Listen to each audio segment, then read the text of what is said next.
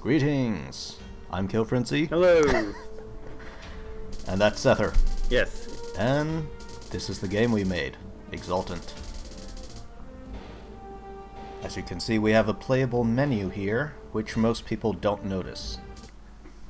Also, the planet rotates. Oh yeah, it does. I think I show that at the end.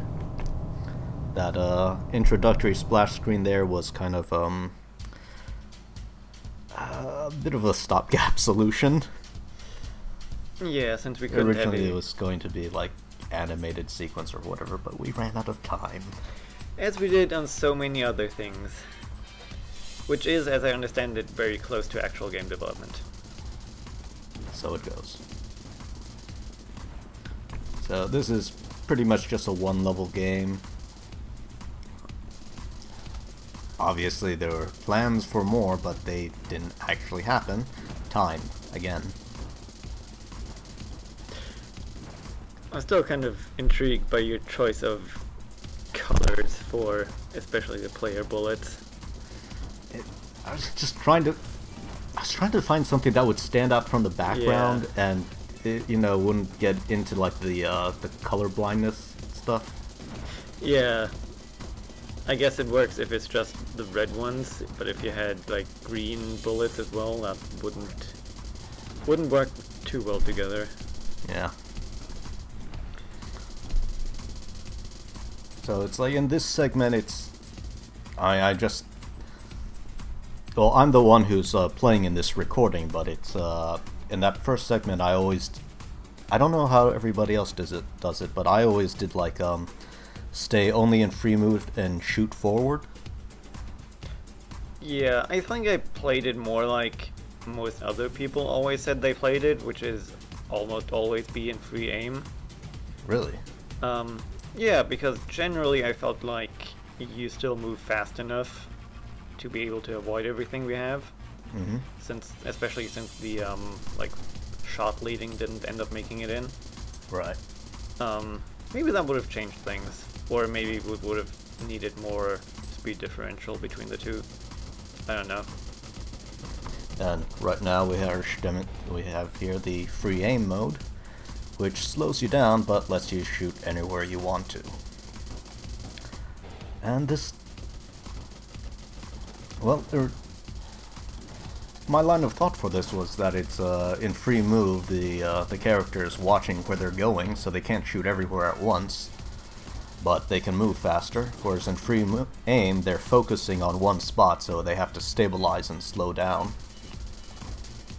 And interestingly, that does seem to apply to the people who are playing the game, because once they're in free aim, they tend to start running into things. Yeah, which I think costs a lot of death. It does make a lot of sense, because you are focusing on different things as a player, depending on which mode you're in. But I do think we might have wanted to switch the two. Just make free aim the default, because yeah, most of the time people will probably be in it, and if you want to move, you can press that button, but you'll be shooting more often than not, I guess. I suppose it works differently than in Jets and Guns, where you're usually just shooting in one direction. But with a like more all-around enemy profile like this, it probably makes more sense to actually have all-around capability most of the time. It's not backbreaking or anything, but yeah. Yeah, I'm just showing this to SA Game Dev. It's a lot of people they're saying they just wanted to be aiming the entire time. Yeah, and kind of finger fatigue sets in after a while if you do that. Yeah, it's like I don't actually have the problem with finger fatigue, because it's like in any shooter with aiming, then that's not extremely fast-paced. I'll basically spend half of it in aim mode. Yeah. But it's like, I guess it's like my experience is not universal there. I think this still works. It's just a bit of an inversion of what people generally expect. Then again, several other things in the game do that as well. so it's not entirely unique, I suppose. It's like I'm watching this right now and just thinking, it's like, God, my aim's so crap. Because it's like it had been a while since I had played this before doing the recording, and it's like most people can't even get to this part. Yeah, I don't really understand that. I suppose it's just a function of developing it, but it never seemed that difficult to get through everything. But yeah, I suppose if you just keep playing small segments during development, you just get used to every small thing and can play around it. Whereas if you only play through the game like twice, you do not have all the little detailed information, I guess. Especially those, like, the big autocannons on the ground, people kind of freak out when they get to those. Yeah, and they're not even the dangerous things. The dangerous ones are the railguns, because they'll just wreck your health with, like, 2 shots.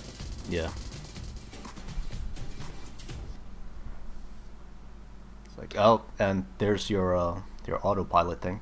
Yeah, I'm still kind of proud of that. It took a bit of, like, finagling to get that to blink, but not go away completely. Just have a nice gradient on it, because I kind of just did that manually in code instead of some kind of designer. Because it was kind of a last minute addition as well. Yeah, it's like for viewers who aren't actually controlling this thing, what it does is, at certain points, it's like, such as when the camera's rotating, it'll lock the character into the center of the screen, and during those sections, nothing comes around to shoot you, of course. But it always seemed to confuse people, and they're always like mashing the controls, wondering what's going on. So Sether came up with the flashing autopilot part. Yeah, and actually one of the first things I did was implement the bounding system, where that keeps you on the screen and prevents you from moving off it. I actually got it to where you could rotate the screen arbitrarily and it would still keep you inside it, which is not entirely trivial, especially when it's rotated like 45 degrees. Yeah. And then we ended up never using that capability. Oh well. Yeah, part of it was that it's like the bounding system, it's like if you turned on the doodads within the editor, you could see it like closing in within the screen space. So it's like if you're trying to move around, you still notice that there's these invisible walls kind of closing in on you. Yeah, since we decided not to actually make it playable while rotated, or at least not while partially rotated, it would work fine if you rotated it in 90-degree increments.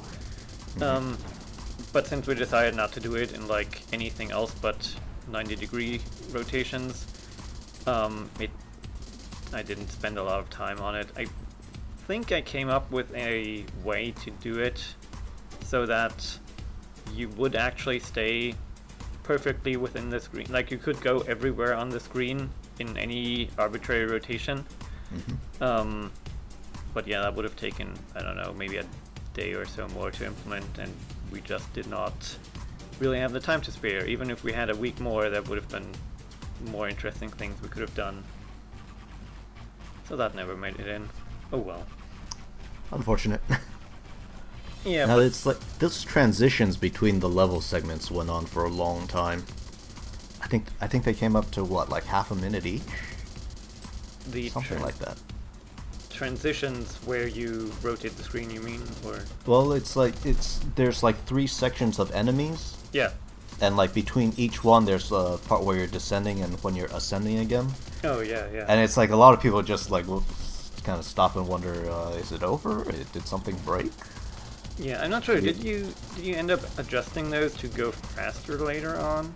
I think you changed the timings, didn't you, at some point? I changed the timings of some of the sections, but I think I didn't compensate on the transitions enough. Which is why they cause like a bit of confusion like that. And it's because of your flashing autopilot indicator. It's the goons were actually suggesting for those sections, if the timing can't be shortened significantly, it's like just have it flash ascending or descending, just so that players have some indication that something is happening and it didn't break. This is normal behavior. Yeah, I suppose those transitions are kind of an artifact of more cut content, which would have been the sort of in-game talking heads cutscene thingies. Right. Right.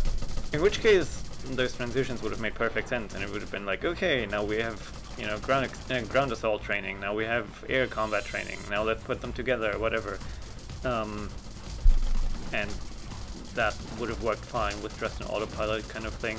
But in the absence of that, it's a little bit jarring, I suppose, because there's no visible reason for the pause. Yeah, it's like this entire prologue level was originally designed to just introduce all the controls and mechanics. And it's like we have the letterboxing on the top and bottom, and there was space designated for it's like a little character portrait would pop up, and they'd just tell you it's like, oh, you've got flak coming in. Try not to be hit.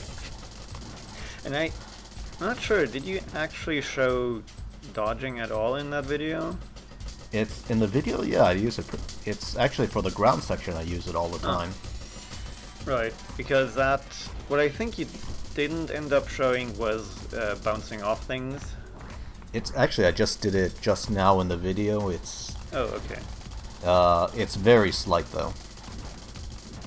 Right, yeah, since you probably bounced off in free aim. Was that it? Yeah.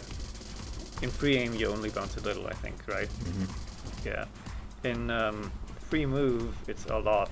No, you just careening all over the place. Yeah, and also the dodging into a plane is very nice. I'm fairly proud of that code as well, because you can at any point when you hit an obstacle during a dodge, you travel the same distance, it just reflects you at the same speed, which is actually fairly easy to code, but that was also because I did the movement code sensibly from the beginning, and if I had sort of taken a more naive approach at the beginning and just, oh, I'll do it this way, this is easy, that would have been really hard to do. So, kind of a fortunate artifact of planning ahead a little bit made that feature quite easy to implement, or at least a lot easier than it could have been. That kind of thing actually happened a few times during the development, which is always a nice feeling, because it's just, yes, my decision to do things slightly more complex early on have been vindicated. I didn't waste time after all.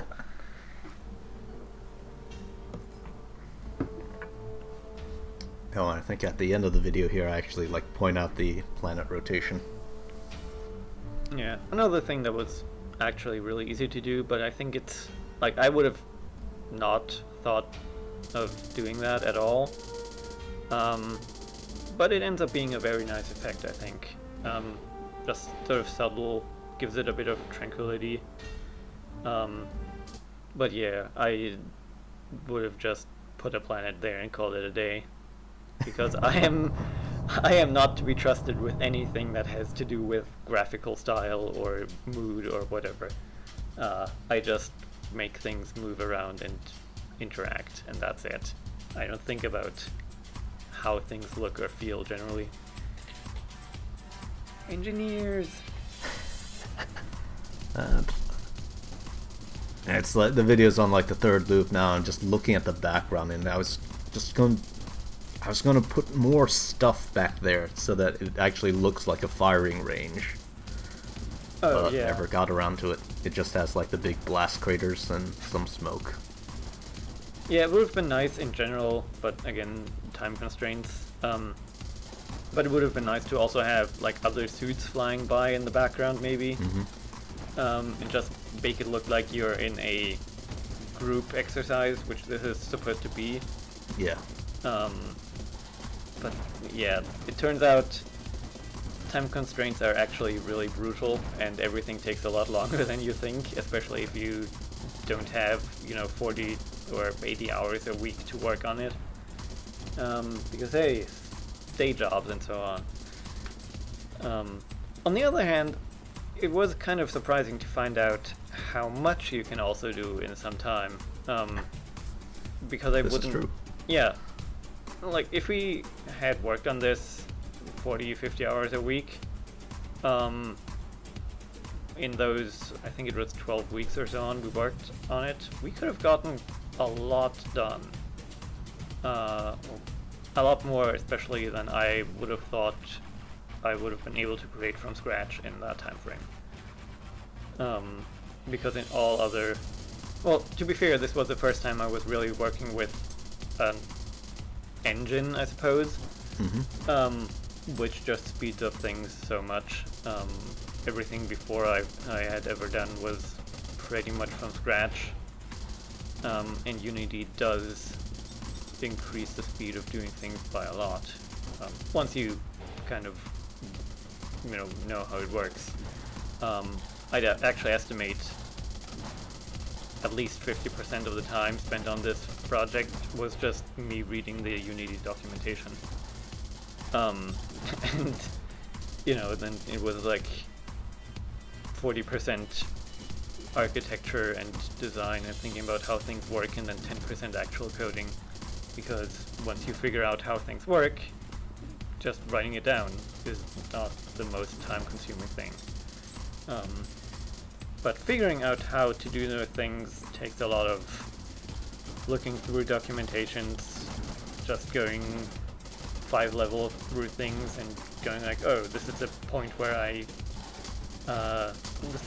have to do it. Especially in the animation of the player. God, yeah. That was really... There's like, what, 3 different animation systems in Unity or something? I think it has a few. I'm not entirely sure. I think it is like Mechanim, which is a standard like humanoid animation system, and you can do it with some kind of visual flowchart like designer, I think. Right. But most of all, what Unity is based around is like playing complete animations. As in, you have a walk cycle, and it'll play that walk cycle. And as long as you do that, it's fine. And it can do fairly advanced stuff. Like, you can have a walk cycle and some different animation for the upper body, and just say, play these two, and it'll figure out how to do that, and so on. Right. And you can crossfade walking into running and all that kind of stuff. Yeah, it can handle all this, like the standard animation blending.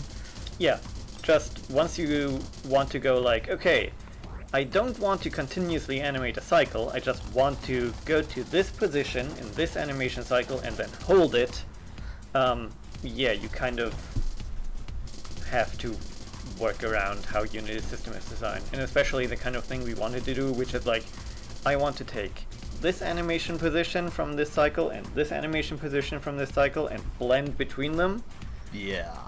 And you basically have to go like, okay, unlock your movement. Now, you have to go here and you have to go here, and you want to be like this many % between these, so you go here because that's where you are, and now freeze and don't move, and now I'm going to take a picture of you, and that's your current frame of animation. And then you do that again. You just like, okay, hold still until the frame is rendered, and then okay, now you can move again, and you will move like this. And it's just like basically it sort of felt like a film director who has a great actor, and he can't just tell the actor do this. He has to basically like claymation animate the actor. Even though the actor is technically capable of independent movement, he's just, I don't know, he has a brain injury or something, and you have to do it for him. It worked. It actually worked fine once you had it figured out. It was just sort of not the Unity way, I guess. Yeah, it's like originally when I first started, I had like modeled the character and like did all the animations for it pretty early on, But at the time, I wasn't sure how Unity's animation systems worked or would handle these things, so I basically had to throw those out.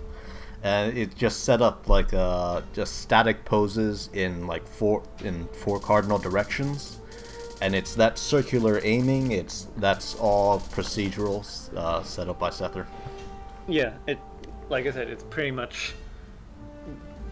I didn't do that much work. I just said, okay, you want to be this many % between this position and this position, and take that.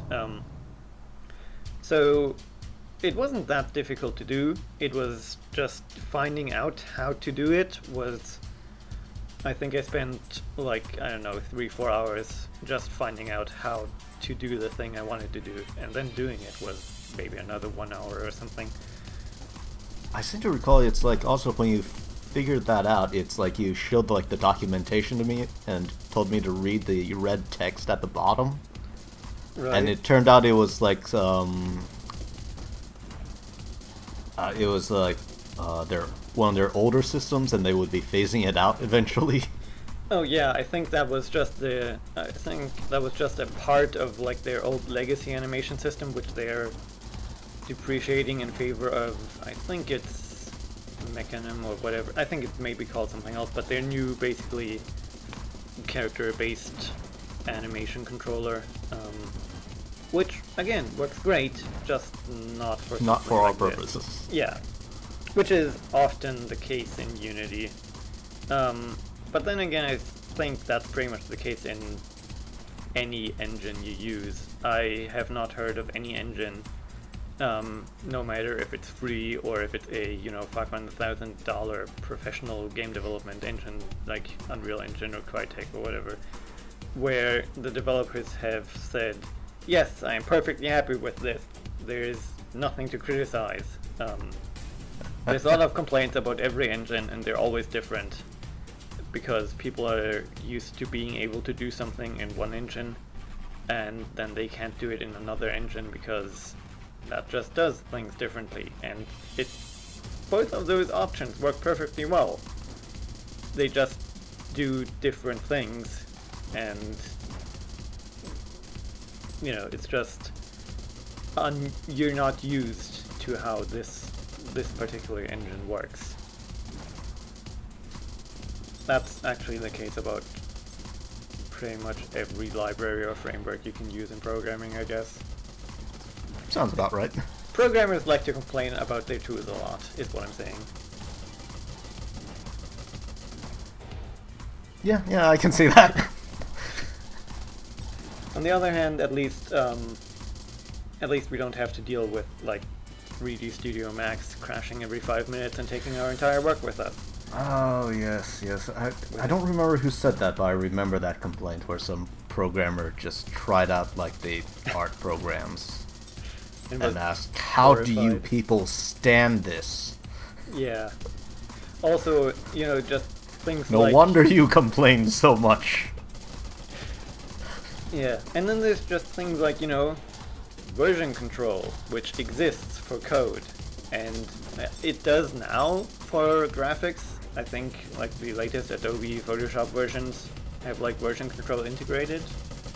Not entirely sure, but I think that's how it is. But I mean, like, programmers have had this shit for, I'm gonna say like 30 years. I'm not actually sure how old RCS is, but it's pretty goddamn old. And apparently none of the programmers have ever had the, I'm gonna call it common human decency to tell artists about it. It's part of that. It's again from like complaints from essay game dev. It's in general you don't want artists touching the version control, it seems. Yeah, well, yeah, you do need a lot of basically the existing version control systems, like Git, which we used, doesn't work that well for binary files. Mm-hmm. So you would have to have a special solution for that kind of stuff, but it's still perfectly possible, especially if you have known formats like Adobe Photoshop PSD files or something, which have lots of things like layers, and you could version control that based on those internal layers, which is basically like in programming, you do version control based on lines, which is kind of the same thing. And it's, yeah, graphics version control is a bit more complex than textual version control, but it's possible. And there's no real reason why it should have taken this long. Well, I think part of it is that I mean, on this project I'm like primarily the designer and the artist, and it's like I did not know what I was doing with version control, so I would always ask Sether, it's like, I pushed this button, right? Or is it this one? And even despite this, I managed to screw it up several times. Nothing serious or permanent. Yeah, I mean... But it's what I'm hearing from others is like, sometimes it's like artists get into the version control and it's like, oh, I don't like the way this is organized. Yeah. And then everything is broken. Which is also why my approach in this project was basically, okay, we have this directory, this has all the code in it, this is mine. Nobody messes with this. I don't really care about anything else. You can rearrange things, you can do whatever you want with that, just don't touch the code directory, because that will break things for me. You can break your own shit, you'll have to fix it. I did not touch that code directory. Yes, you did absolutely not touch that. And we actually managed to... Well, it was kind of a pain if I wanted to make some kind of scene changes, because I kind of usually had to talk you through it, since scene merging didn't really work. Right. But I don't think we had a lot of conflict there. Like, it went bad, I think, twice or something. I think the first time was discovering that. It's like, okay, this definitely does not like merging scene changes. We shouldn't do this again. Yeah. And I mean, even with kind of the troubles we had, I'm still really glad we used Git instead of, like, Dropbox, like the other teams did. Or Google Docs. Or Google Docs, or anything of that kind. Or just flash drives. Yeah, that just... I cannot imagine doing any kind of sensible work under those conditions, honestly, because the synchronizing between different teams is just gigantic pain. Especially... In a class settings, even using Google Docs to synchronize a text document can be... It just doesn't work. And then especially with, like, the physical separation, that would not have... Like, physical separation and the time zone difference. If we were at least in the same time zone, it might have worked, but yeah, having like 8 hours of difference is not conducive. No. If you're having constant synchronization issues between files. Yes, we are the only group in class that is an international team. Sether is technically not in the class. I am technically not in a lot of things, but I still somehow managed to get, I think it was, what, 2 A's in that class? Yes. So I now have 2 A's at a university in a country I don't even live in. That works, I guess. I'll go with it. Yeah, sure. Whatever, it's the internet, deal with it.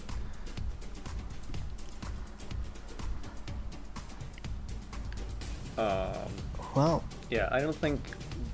I'm not sure I have any more relevant things to talk about. Not that the past 15 minutes has been that relevant, but... Yeah, I think it works. And I think that about wraps that up. Yeah, okay. Thank you for watching. Or listening, as it might have been. Well, I'll just loop the video. It's fine. Okay. Thanks for watching. Have a good day.